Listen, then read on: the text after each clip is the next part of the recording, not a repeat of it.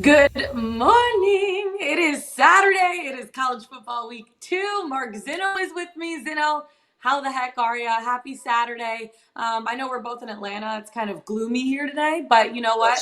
We're going to spice things up with a little college football week 2. How you feeling?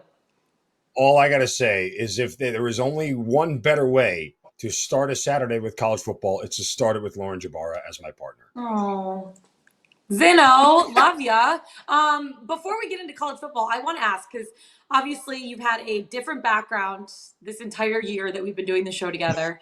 You have spiced things up in your office. You have created yourself a very beautiful background behind you. And we were talking before the Yes. show.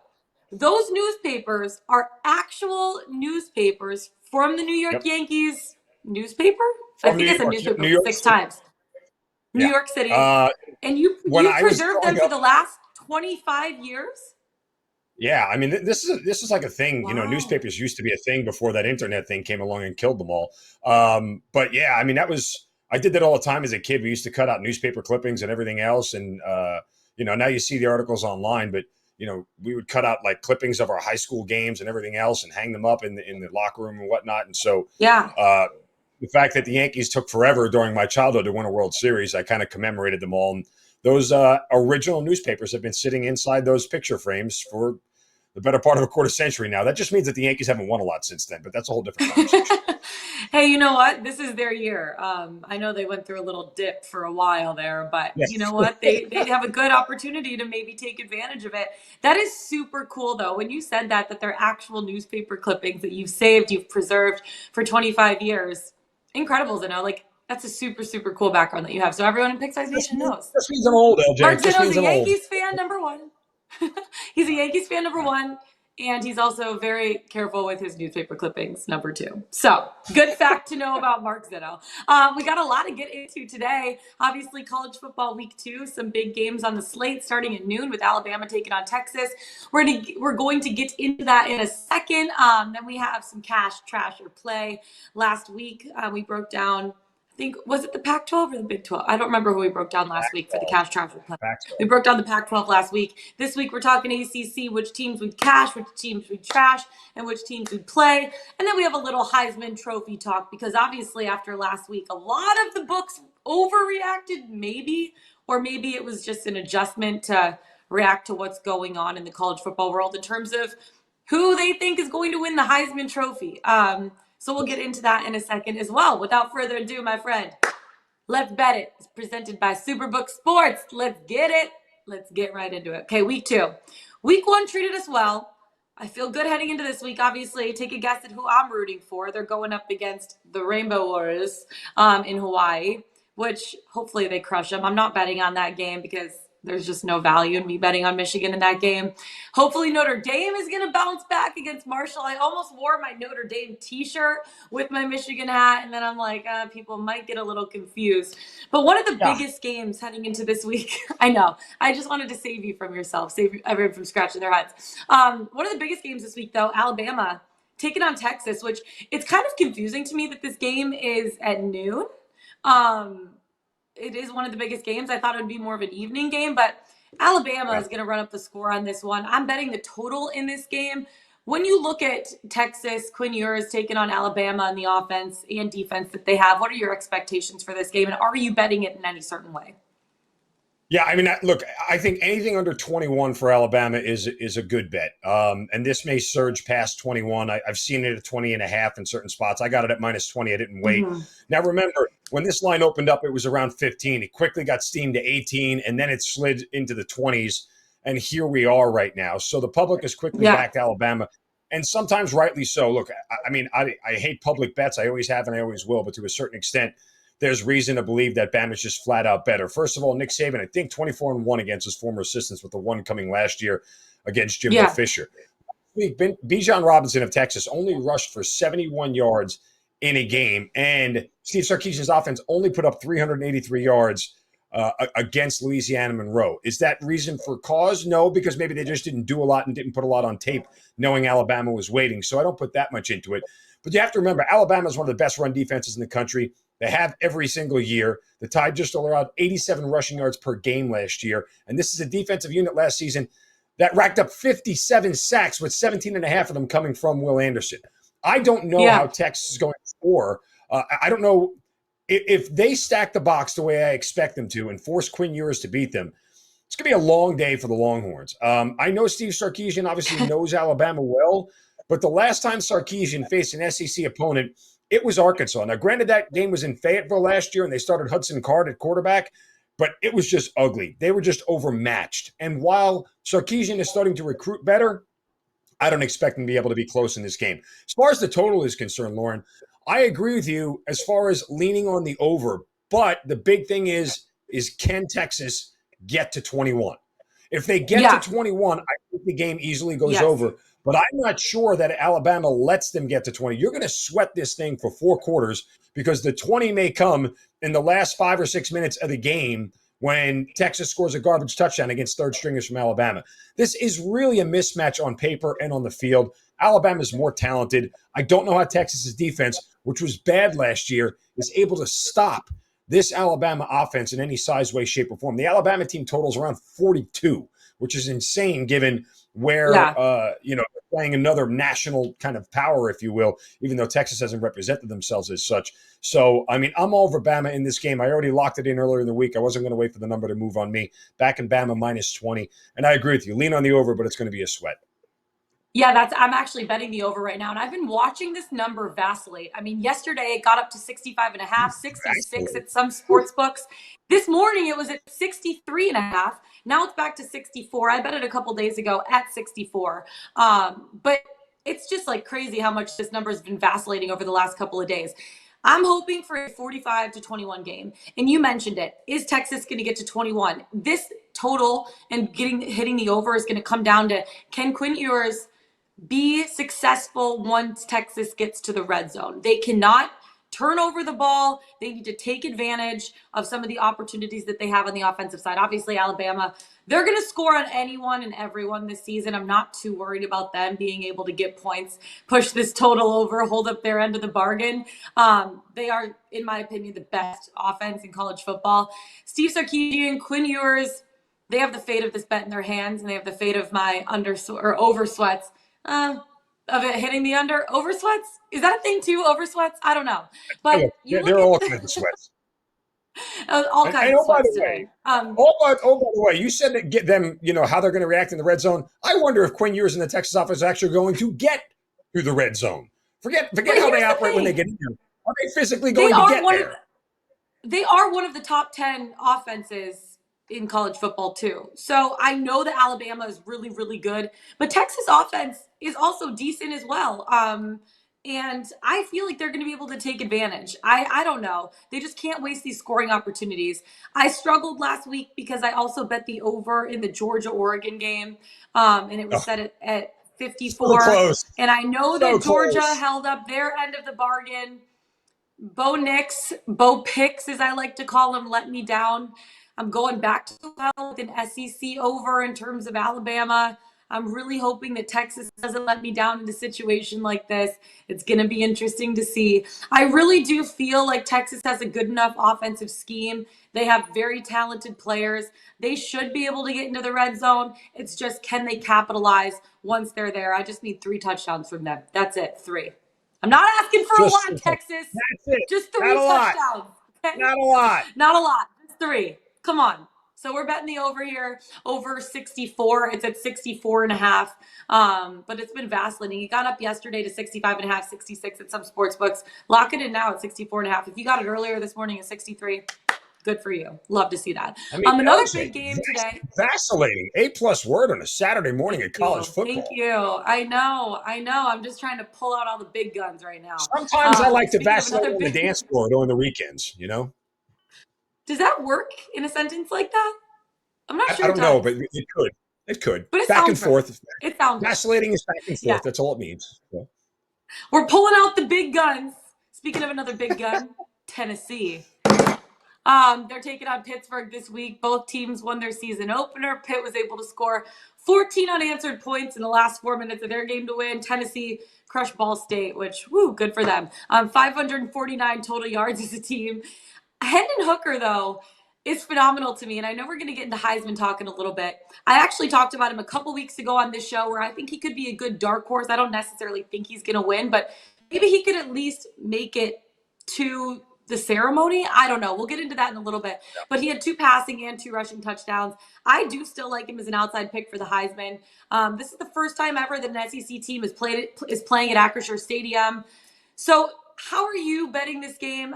What are you expecting from this? I'm staying away from this game in terms of the betting, but I'm interested to see how Hendon Hooker in Tennessee looks against a Pitt team that's kind of finding their identity right now. One of my best bets of the week is the over in this game. And it's a lofty number. And I liken Tennessee this year to what I said about Ole Miss last year. It's like death taxes and Tennessee overs this year. And while you're getting Tennessee totals that are in the mid-60s, take advantage of it, because my guess is after next week, they will be in the low 70s. That's how this offense is going to score. They compiled nearly 600 yards, scored 59 points last week. This is a Pitt team that gave up 31 points at home to West Virginia and allowed almost 200 rushing yards last week to West Virginia. That is something that Hendon Hooker and Josh Heupel, the head coach of Tennessee, are salivating over. Both of these defenses, though, are very suspect. Tennessee wasn't really tested against Ball State, but they did allow them to throw for 273 yards per game last year, and they scored on 92%. Opposing teams scored on 92% of their red zone drives. That's bad. Panthers quarterback Keaton Slovis, USC transfer, had a very good day against West Virginia in week 1, completed just 16 passes, Lauren, for over 300 yards. They were 8 for 17 down last week. So this game may come down to who has the ball last. As far as the side is concerned, I like the Panthers at home getting 6.5 points. I'm not going to turn that down. I think there is probably a little bit of overvalue on Tennessee right now. There's probably a little bit too much hype surrounding them. I think they're very good. I bet their team total, their win total for the year over. So I think they're going to win the game. I just think it's way too many points for them to be laying in this spot. But I love the over. It was a 3-star play on the website this week for me. It's a number in the mid-60s at 66. There's no reason this game shouldn't end up, in the 38 to 35 kind of range when it's all said and done. Yeah, it's going to be interesting to see how these offenses kind of go up against each other too, because they're 2 different schemes, right? Pitt, I know after Mark Whipple left, Pitt wanted to become more of a run-heavy offense, Tennessee more of a pass-heavy offense. Difference in offensive styles, but I do like the over. Actually might end up tailing you on that one. And we're going to get into Hendon Hooker in a little bit too, but Pitt has seen Hendon Hooker a few times, obviously when he played for Vatech. In his 3 career games against Pitt, 3 of 36 of 56 passing, 601 yards, 6 touchdowns, 2 interceptions. That's a lot. That's a high number. That's a lot of yardage, a lot of touchdowns being scored. And he also has 129 rushing yards against them. So I know they're used to him, but I think he could also be able to take advantage playing now for a Tennessee team that has a lot of talent around him as well. Another big game going on today that I'm... One more real quick, Lauren. One more nugget real quick. Yes. Volunteers are 9-2 to the over in their last 11 games dating back to last season because their defense is that bad. Actually... So they are 9-2 to the over their last 11, including week 1. Yeah, I like that. I really do. I actually might tail you on that over. Another game I'm really looking forward to watching. Battle of teams here in the South. The Kentucky taking on the Kentucky. It's not the Ohio State University. Kentucky taking on Florida. The spread right now is set at 5.5. This is going to be a huge game. Florida was obviously super surprising last week. They had a massive win over the Utah Utes, which, in my opinion, basically roasted the Pac-12 at this point. They overcame a deficit 4 different times to be able to win that game. They showed resiliency as a team. USC is the only untouched team in the Pac-12 at this point. And Anthony Richardson was absolutely phenomenal. He proved a lot of haters wrong. This is why his Heisman odds went from like 60 to 1 to what are they now, like 12 to 1 at this point, 18 to 1 odds. It's just incredible what he was able to do. He threw for 168 yards and had the team's most rushing yards. Billy Napier is really getting, or Bill Napier, Billy Boy. Bill Napier is really getting this team to buy into what he wants them to be. They look like they're playing with confidence right now. But Kentucky also had a good win, and they have Will Levis, who's really good at throwing out of the pocket. It's going to be a test for Florida's secondary. How are you expecting this game to kind of finish up? I'm betting Kentucky plus 5.5 in this spot, but I do think Florida's going to end up winning. I think it's going to come down to the end. Well, the hype train has rolled into Gainesville, Florida, and it doesn't seem like there's any chance of slowing it down right now between Anthony Richardson's Heisman votes or Heisman candidacy, I should say, Crazy. and Florida going from unranked to 12th in the rankings. Excuse me, How Creighton did that Powder. even happen? That's like Carl Lewis Olympic kind of jumping. Like that. This is insane. That said, we'll find out a little bit more about Florida this week as they host Kentucky. Now, this was a Kentucky defense last year that was top 20 in total yards allowed and in rushing yards allowed. The defense is the strength of this Wildcats team. They were 11th in the nation last year in time of possession, but they won't have the services of running back Chris Rodriguez, who's been suspended by head coach Mark Stoops. Yeah. And Kentucky only rushed for 50 yards in week 1 against Miami of Ohio. That is a little bit disconcerting. The Kentucky defense is going to have to figure out how to stop Richardson. He ran for over 100 yards in week 1. And the hard part of this handicap here, Lauren, is that Richardson has the ability to turn its game on its side and win it by himself. Yeah. If he goes bonkers, there's no reason why Florida won't win by 2 scores. As you mentioned, Will Levis proven to be one of the most steadier passers in the SEC and could have a very big day through the air. Utah had a big day through the air. I expect them to try to throw the ball a lot. I'm going to fade Florida for the second week in a row. I was on Utah last week. I was on the wrong side. That said, I'm going to fade them again until I get one more data point to believe that they can really go beat back-to-back high-level opponents, and I don't think it's going to happen. I know that Florida went on a run of 31 in a row against Kentucky, but they split the last 4 meetings. This is a game right here where I think Kentucky wants to slow the tempo down, grind it down, and I think Billy Napier actually plays into that as well. It's not a good formula for Florida to have Anthony Richardson only complete 16 passes, but have 18 rushes. That's not really a formula for winning long-term in the SEC. So I'm going to fade Florida again. Yeah, I'm going to fade Florida. I'm with you. I'm going to take Kentucky here. This line has moved up to +6, and this morning I waited and got it at +6. My write-up on the website earlier in the week was 5.5. I like them at both numbers here. This game, and here's the one thing to remember, Lauren. Had Utah completed that pass in the red zone and it was not picked off and Utah wins that game, this line is probably 3, maybe 3.5. So you're getting a little extra value here on Kentucky catching some more points in a spot for a Florida team that's probably a little bit overhyped right now. Yeah, and you took the words right out of my mouth. That's what I was going to say, is if that game finished differently, this line would be 3 points different than what it is right now. So there's a lot of value, in my opinion, taking Kentucky +5.5 in this spot. I really do think I think this game's going to come down to the end. Talked about Levis. I mean, he's going to be a test for Florida secondary here. He completed last week 21 of 32 attempts, throwing for 303 yards, 3 touchdowns, 1 interception. And for me, there is a difference in momentum between both sides here. Florida beat Utah, top 10 team. This is a letdown spot after a huge emotional win for them. Like Kentucky won against a MAC team, some action. Great. Awesome for you. Not as big of a win. Florida hasn't covered also in its last 6 games as a favorite. This is going to be a fun matchup between 2 of the top 10 college football quarterbacks. And I know you mentioned Chris Rodriguez, obviously suspended. He's not going to be playing in this game, dealing with eligibility issues right now, and he's one of their best rushers on their team.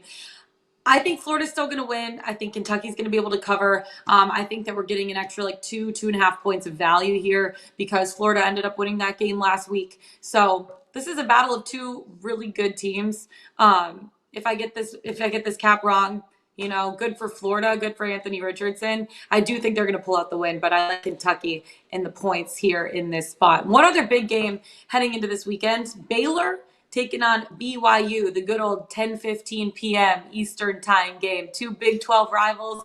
Baylor, the defending Big 12 champion, going up against BYU, who was manhandled by the Bears last season, and they probably still have a little bit of a chip on their shoulder from that, although they were dealing with a ton of injuries, especially in the trenches.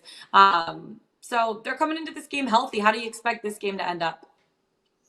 Very, very tough spot to go into BYU and win a football game. I don't like the spot at all for the Baylor Bears. Blake Shapen was extremely sharp in the week 1 win. Dave Aranda's team looked very, very good and very crisp, hence why they rose in the rankings up to number 9. That said, this is a Bears team that is 26-33-1 versus ranked teams when they are a ranked team. So they're under 500 here. This is a short number. It's at 3.5. I saw it and I see it in certain spots down to 3 or 2.5. I would get the best number, but I'm going to back BYU in this spot. They played very well too. Their quarterback, Jaron Hall, threw for 261 yards last week in a 50-21 win at South Florida. He was really, really good. I don't know. This is just, I would hate going into Utah right now at this point to face this BYU team. BYU may fall apart later in the year like they did last year, but they're sharp early on here, and Baylor may get caught napping. Yeah, and Baylor's coming off also a big victory last weekend in Albany. Yeah. But again, it's Albany. It's an FCS team, right? This game's going to be a big challenge for them. I think this is going to be an extremely physical game. Both teams offensively are going to be able to score. I'm interested to see how BYU's defense contains Blake Shapen in the Bears offense. But that's going to be a fun late night game. Hopefully I'm able to stay up for it because I'm usually in bed. 10:30, 11 p.m. I'll check that score in the morning. So interested to see how that goes. I know that we both have our best bets of the day. I'm going to get into that Notre Dame game, who's taking on Marshall in a little bit for our best bets. We'll save that for the end of the show. But right now, I want to get into our cash, trash, or play. Last week, we talked about the Pac-12. This week, we're diving into the ACC, taking a look at our Superbook Sports odds. Clemson to win the conference at -160, Miami at +450, North Carolina State, NC State at +900, and Pitt right now 11-1 odds to win the conference. When you look at your cash, trash, or play, which team are you cashing on? Which team are you trashing? And which team are you going to play? Well, look, I mean, you have to cash Clemson. Yeah, I'm sorry, you have to cash Miami here. This is a team you have to. Well, I mean, the way I look at it, they're on the opposite side of they're in the opposite division than Clemson, so they don't have to face them. Mm-hmm. They're the best team in their division right now, and should easily have a path to the ACC championship game.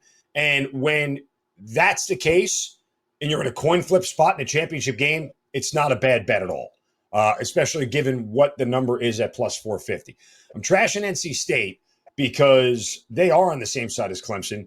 They beat them last year. Don't think for one second that won't be fresh in the minds of Dabo Swinney and the Tigers. So, this is a spot here where it's a revenge spot for them. I don't see NC State being able to get past Clemson. If they can't do that, if they can't beat them straight up, they've got no shot to get out of their side. And of course, you play Clemson because they're the favorite. They're going to be a top 5 team in the country all season long, and their defense is going to be top 5 all year long. And I think that this is one of the safest plays to get to the college football playoff is Clemson. Here's the thing. Is you are cashing on Miami. I'm actually trashing Miami. And I think we're going to find out next week. Like Tyler Van Dyke? We're going to find out next week. Listen, we're going to find out next week just how good this team is. They crushed Bethune-Cookman last week. Woo! Yeah. They're going up against Southern Miss today. Woo! Woo! Next week is the real challenge for this team against Texas A&M. Ask me after next Saturday who you want to trash, okay? And it's going to be it's all about the U, okay? My cash team, Clemson. I think that they're going to switch at some point from DJU to Klubnik.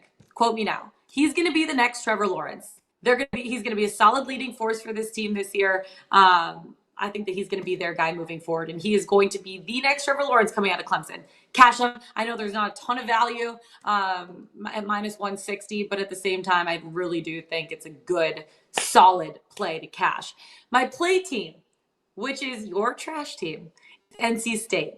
I think that they had an off week last week. I think that they're going to get it together after this week. Devin Leary is a solid quarterback. He's going to be able to lead them. He threw for 211 yards last week, 17 of 33 completions, 1 touchdown, 1 interception. I really do think he's going to have a better showing the rest of the season. The rust is worn off. So I can see playing them, and I really do like the 9-1 value that I'm getting, being able to play them. I don't necessarily know if I'm going to cash them because obviously – who knows if they're going to be able to finish the top of the conference. But I feel like it is a good play, good outside play pick for me at this point. So, again, your picks: cash, Miami, trash, NC State, play, Clemson. My picks: cash, Clemson, trash, Miami. It's all about the U. Play, NC State. I'm excited to see what conference we're going to do next week. This is like one of my favorite segments to do. I love trashing teams. Last week I trashed USC, and obviously they're still the last team standing in the Pac-12 at this point. So, I mean, I'm just going to go now. I'm just going to see myself out. But we'll see how that works out for them the rest of the season. Let's get into the Heisman talk, though, because last week we talked just about Anthony Richardson a couple seconds ago. Huge showing from Stetson Bennett, who I'm still not super high on. But you know what? I'm going to let this guy have his time because he's probably going to be working a 9-to-5 office job the rest of his life once his college football career is over. So man. I'm going to let him have his time here. I'm going to let him have his time. I'm going to duck for a minute so I get out of the way. I don't want to get hit with the barbs that you're throwing right now. Damn. Or watch out for the oranges that Stetson Bennett was throwing after the college football semis last year against Michigan. Maybe I'm just a little. That's where this is coming from now. Yeah. Okay. It's too soon. It's too soon for me. But Anthony Richardson's Heisman odds went from 60-1 to 18-1. They took a huge jump. Stetson Bennett, even bigger, 120-1 to 20-1. I mean, they were the two biggest risers on the board over the last week. Can either of these guys win the award? I'm way higher on Anthony Richardson at this point than I am on Stetson. But what are your feelings about who can win the Heisman at this point? Well, look, I don't know that anybody is going to be able to beat either C.J. Stroud or Bryce Young at this point in time. And Caleb Williams of USC also shot up a little bit. You know, his odds plummeted bigger numbers to where they are after a very impressive week one. That said, when you talk about the two guys you just mentioned, I agree with you. I think Anthony Richardson has a higher ceiling because of his talent level and the diversity of what he can do as far as running and passing. However, if there is a true philosophical shift in Georgia's offense from what we saw in week one, meaning if they are going to be more throw heavy the way they were, because Georgia typically is a very balanced team under Kirby Smart. They always have been, and they always are run first. Stetson Bennett wasn't asked to do all that much during their run to the national championship. Sure, he helped his team win games, and he was good when he had to be, but he wasn't overpowering. He wasn't overwhelming in any size, way, shape, or form. In week one against Oregon, he was the guy who did everything. And if there is a true philosophical shift, and we won't know this week because they're playing Samford, because Lauren, you and I could line up against Samford and we'd win. But that said, you know, when they get back to play next week, if you start to see Stetson Bennett be the guy who's elevating the offense, because Georgia is going to be in the national championship conversation and Florida is not, that is going to give him an extra bump and have a chance to get to New York for that Heisman ceremony. This could be really interesting. We could start to see 4 or 5 quarterbacks really emerge into a Heisman conversation that's going to get very, very thick towards the end of the year. Yeah, it is going to be interesting to see how this race ends up. I mentioned Hendon Hooker earlier, and I want to just talk about him for a second. Yeah. I actually put a unit on him earlier before the season started at 40-1. He's now moved to 50-1 odds to win the Heisman Trophy. Do I think that he's going to realistically win? No. But I love rooting for a guy like this. I mean, you looked at what he was able to do last season. He had a breakout year in 2021, transferred to Tennessee after 3 bad seasons at Virginia Tech, threw for 31 touchdowns, only 3 interceptions, and completed 68% of his passes last season. His passing yards were 10th most in a single season by a Tennessee quarterback. His 31 passing touchdowns, the 3rd most. I know Tennessee probably has to have a solid 10-win season to be able to even be in contention to possibly win the Heisman. Because fun fact, only Tim Tebow and Lamar Jackson have won the Heisman playing on a team with fewer than 10 wins. Fun fact for you. Also, every quarterback that has won since 2016 has passed for over 4,000 yards. So he needs to finish with about 5,000 total yards, 4,000 in passing, 1,000 in rushing. But this year, if he's fully healthy all season, he's going to make 13 starts instead of 11. I don't necessarily think he's going to win, but against Ball State last week, he went 18 of 25 for 221 yards, 2 touchdowns, 0 interceptions. Maybe his odds are going to continue to be boosted. He has a big game this week. Who knows? But definitely a good outside pick to watch for me and Hendon Here was the problem last week. He only played the first half and the first drive of the second half and then sat down. So his numbers got mitigated by not being in the game when Tennessee scored 59 points last week. You know, they came from other guys on the roster. So, you know, Josh Heupel's got to, if he wants him to win the Heisman, he's got to leave him in there for like 3.5 quarters and put the numbers up there, get him a little beefier and have a much better shot. I think this week he's going to keep him in for that whole time because they're going to have a very challenging game. Pittsburgh at this point. Yeah. And honestly, it's like a little revenge game for him going back up against Pittsburgh. in Pitt. It's just going to be an exciting game for him to be able to be a part of. So at this point, Zeno, who is your best bet to win the Heisman? Is it still Bryce Young? Is it still CJ Stroud? Are you betting on one of those guys? Is there value in betting those guys at this point at 3 to 1 and 3.5 to 1 odds? I mean, I said prior to the season starting, I would not place a single dime on anybody other than CJ Stroud. Yeah. And I didn't make a Heisman bet yet. That said, week one was really disconcerting to me for Ohio State's offense. And I guess props Do you to put Notre any of Dame that on Notre Dame's defense, though? well, that's what I was just going to say. Props to Notre Dame for being able to slow them down, but I did not see that coming. Notre Dame's defense is good. It's not great. There's nothing about it statistically or metrically that jumps off the page and you go, this is one of the best units in the country at X. Like that's not what Notre Dame's defense is. They're more of a collective sum of the parts, if you will. And I was shocked to see that Ohio State struggled so much offensively. Last week, I was on their team total over 37. Wrong. So I don't know. I need a bounce back week from CJ Stroud and Ohio State, and I assume they'll get it this week because they're playing a cupcake. But, that said, right now, Caleb Williams may be worth a look at 6 to 1. And I say this because remember what Lincoln Riley did for Baker Mayfield. Remember what he did for Kyler Murray. Those guys won the Heisman. His offense really lends to it, and he's now in a different conference with different talent than what was going on at Oklahoma. Caleb Williams sort of gets a second chance at life here to reestablish himself as an NFL draft pick, and he took full advantage last week in their win over Rice. So Caleb Williams may be worth a sniff right now at 6 to 1. I actually really do. It's going to be interesting to see how some of these games play out today. There's not like any games that I'm super excited about, truly, except for probably the Florida-Alabama game. And obviously, I want my Michigan team to win and my Notre Dame team to cover, which I'm going to get to in a second. But first of all, let's talk about Superbook Sports, because they are the new sponsor of our show here on Let's Bet It. You got to place a bet with them this football season. Download the Superbook Sports app or visit superbook.com now. They're going to match your first bet up to $1,000, guys, whether it wins or it loses. They're going to match your first bet up to $1,000. Plus, they already have lines up for every single NFL game for the rest of the season. So you want to bet week 18? Guess what? You are betting week 18, the number one voted sports book in Vegas, now available in the palm of your hands. Visit superbook.com to sign up. Hey, Zeno, you want to place a bet on week 18 with me, or is it just me? Week 18? Sure, let's do it. Yeah. Let's do it. Why not? Lock it in early, baby. Bright and early, bright-eyed and bushy-tailed. Okay, Pickswise.com, before we get into our best bets of the day. I know you probably have some 3-star play of the day as Mr. Lead College Football Analyst. What do we have on the website today? Well, thank you. I will give you my 3 stars here in just a moment, but we do have a bunch of baseball picks. Mark Lemmy has one up there. Chadwick Wetzel has one up there. Caleb Wilfinger. Chris, I can't even say his last name. Euxizian? Chris, I apologize, man. I give that to you. Good try. Chris really has a really good pick in the UTSA Army game that I really, really like today. So go to Pickswise.com. Check out all the 3-star plays on the site there. Pickswise.com, baby. 3-star play of the day. Speaking of 3-star play of the days, I know you have a pretty good one going on right now. You have 2 actually on the sheet. Have you vacillated and decided which one you want to choose for your best bet of the day? Yeah, I've not vacillated on my best bet for the day, but I usually put 2 up there on the website per week, so go check it out at Pickswise.com. But my very best bet of the day is the USC Trojans against the Stanford Cardinal. And speaking of vacillating, this is a number that has vacillated.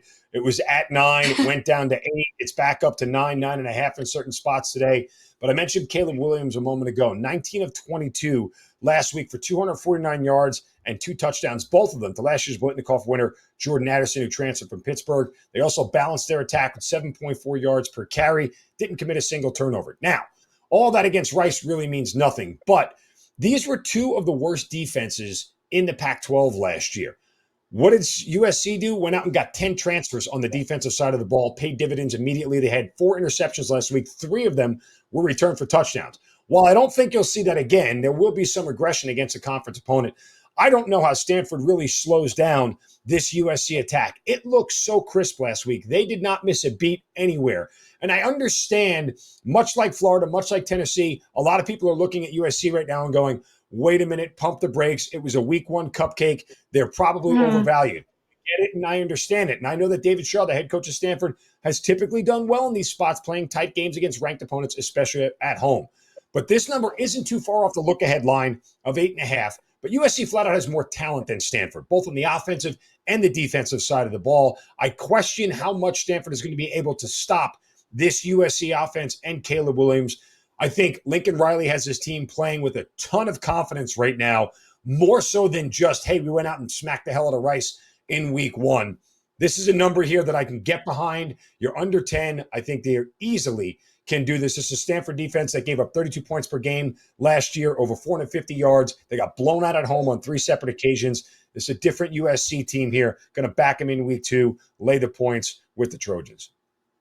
Does USC win the conference at this point? They've gotten a better path. I mean, with Oregon losing a non-conference game and Utah losing a non-conference game, it doesn't really hurt them as far as winning the conference. USC is still going to have to beat those teams to be able to do it. But knowing that they're chasing sort of puts them in a little bit of a difficult spot, because if USC beats one of those teams, it basically outs them from the college football playoff with 2 losses. So that's the danger for both those teams. They can't slip up. USC can slip up to one of those teams and still get in the college But the other teams playoff. cannot. Yeah.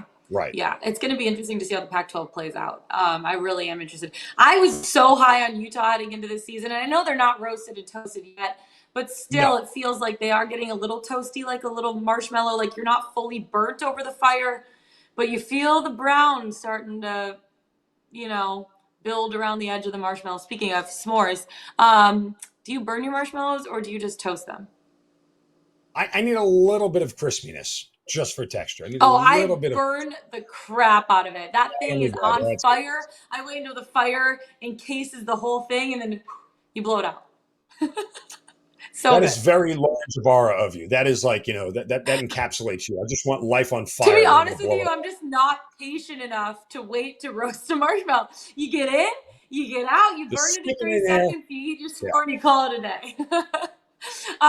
Speaking of a team that I hope roasts Marshall today, Notre Dame, Jared Smith taking a piece out of his playbook yesterday. He said, let's jump. I said, how high? He said, Notre Dame. I said, how many points are we laying?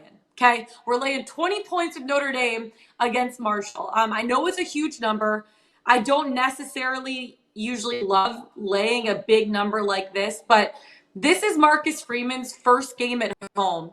Bend. This is going to be a huge motivating factor because he comes into this game 0-2 since taking over the Notre Dame Fighting Irish team at the helm. But it's against 2 top 10 teams, and both games were on the road. Marshall hasn't faced a Power 5 team in 4 years. And Jared said this yesterday, which I didn't even realize they ran as many yards. Marshall rushed for 380 yards last week. Notre Dame's defense, you said they're not good. They're not great, but they are good. You saw them shut down Ohio State, and C.J. Stroud, who is one of the top Heisman candidates right now, held them to 7 points at halftime. Marshall is nowhere near as good as Ohio State is. And I know Ohio State didn't have Jackson Smith and Jigba for a majority of the game, but still, LSU's offense is solid without him, way better than Marshall, and ND held them to 7 points at halftime last week. I think Notre Dame's secondary is going to handle Marshall's passing game with ease. It's just about, can they shut down Marshall's run game, which I think that they're going to be able to do.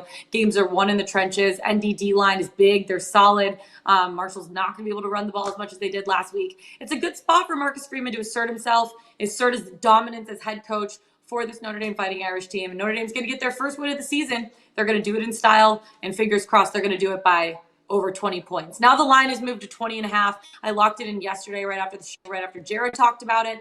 At 20 points, I would still take it up to like 20.5, 21. I feel good about it. I feel like this is going to be a game where Notre Dame wins by like 25, 26 points. We'll see what happens, but let's go Irish. Let's go Marcus Freeman. Let's go blue. Very confusing with my fandom, but you know what? Don't ask questions, Zeno, okay? I never do. I'm not paid to ask questions. Okay. That is it for us today, everyone. Find us on the Pickswise YouTube channel. Go to Pickswise.com. Follow us on Twitter. That's Mark Zeno. I'm Lauren Jabara. See you guys tomorrow for our NFL show. Best of luck with your bets today, guys. Enjoy your Saturday. Enjoy your weekend. We'll see you tomorrow. Let's get it. Let's bet it.